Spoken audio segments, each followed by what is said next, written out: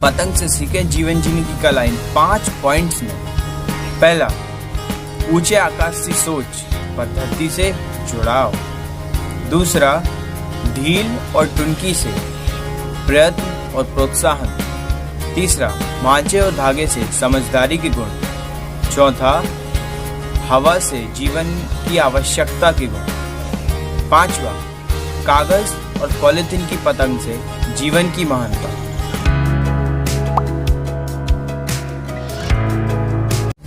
क्या आपने कभी पतंग उड़ाई है? अवश्य ही उड़ाई होगी, पर क्या आप जानते हैं किसी पतंग से हम जीवन जीने की कला भी सीख सकते हैं? आप सोच रहे होंगे कैसे? नमस्कार, डेली गुरु टीवी में आपका स्वागत है। पतंग से सीखें जीवन जीने की कला इन 5 पॉइंट्स में।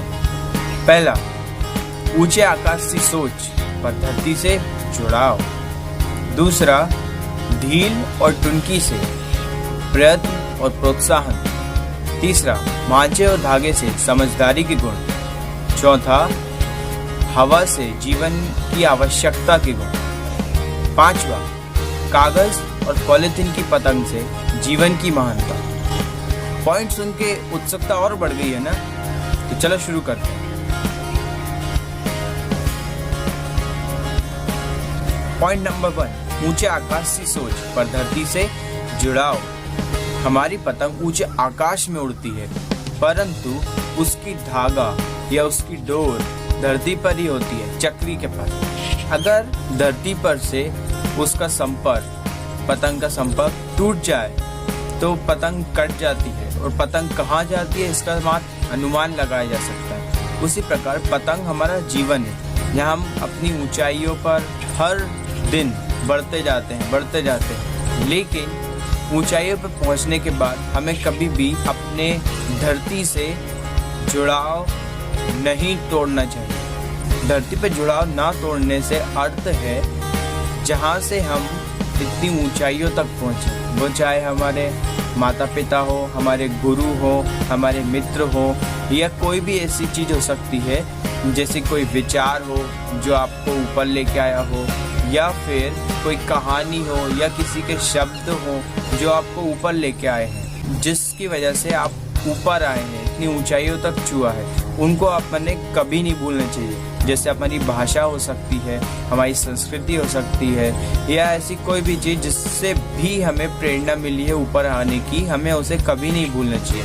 नहीं तो हमारा जीवन भी पतंग की तरह कट जाता है और हम अनुमान भी नहीं लगा सकते कि क्या होगा हमारे जीवन में। दूसरा, ढील और टुनकी से प्रयत्न और प्रोत्साहन। जिस प्रकार हमारी पतंग को आगे बढ़ाने के लिए और ऊंचाई तक ले जाने के लिए हमें ढील देने की आवश्यकता पड़ती है, और जब भी हम ढील देते देते हमारी पतंग और आगे नहीं बढ़ पाती तो हम उसमें टुनकी देते हैं, हम उसे टुनकी मारते हैं। लेकिन टुनकी हमें मारने की आवश्यकता क्यों पड़ती है? ताकि हम हमारी पतंग को और ऊंचाई तक ले जा सकें। उसी प्रकार जीवन में भी हमें हमेशा प्रयत्न करते रहना चाहिए। जैसे कि हम ढील देते रहते हैं, जब तक हमें ऊपर ले जाना होता है हम ढील देते जाते हैं। उसी प्रकार हमारे जीवन में भी ऊपर उठने के लिए, आगे बढ़ाने के लिए हमें ढील देते रहना चाहिए। और जब भी कोई संकट आता है तो हमें टुनकी मारते रहना चाहिए। टुनकी मारने से मतलब है हमें अपने आप को प्रोत्साहित करते रहना चाहिए,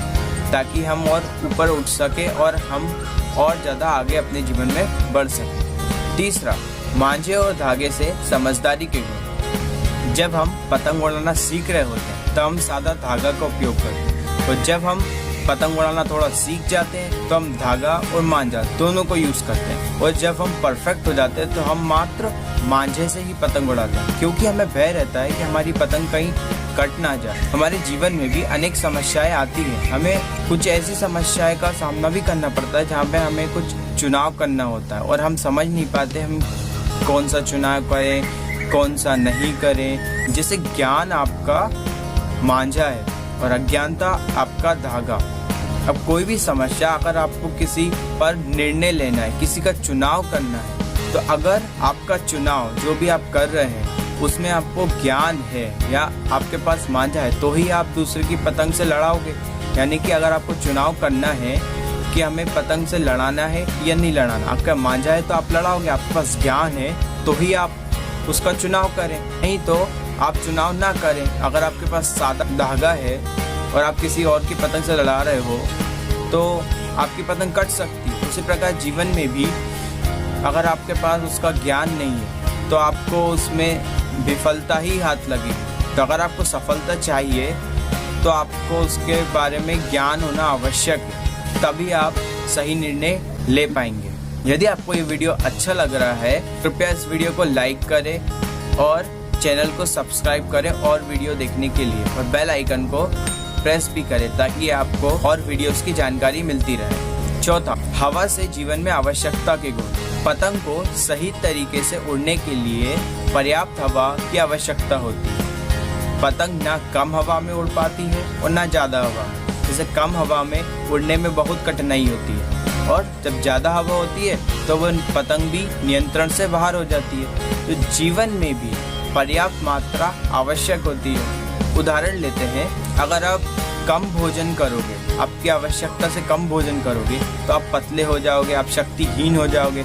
और अगर आप अधिक भोजन करोगे, आपकी आवश्यकता से भी अधिक, तो आप मोटे हो सकते हो, आपको कई स्वास्थ्य संबंधित समस्याएं भी हो सकती हैं। तो इसीलिए चाहे वो धन हो, चाहे वो भोजन हो या वो कोई भी वस्तु हो, जीवन में जितनी आवश्यकता पड़े हमें उतना ही उपयोग करना चाहिए। व्यर्थ में उसे नहीं गंवाना चाहिए और ना ही उससे कम यूज करना चाहिए, नहीं तो हमें कई सारी समस्याएं भी हो सकती है, क्योंकि पर्याप्त मात्रा ही लाभकारी होती है। पांचवा और आखिरी, कागज और पॉलिथीन की पतंग से जीवन की महानता। अब कागज और पॉलिथीन की पतंग से जीवन की महानता का कैसे पता चले?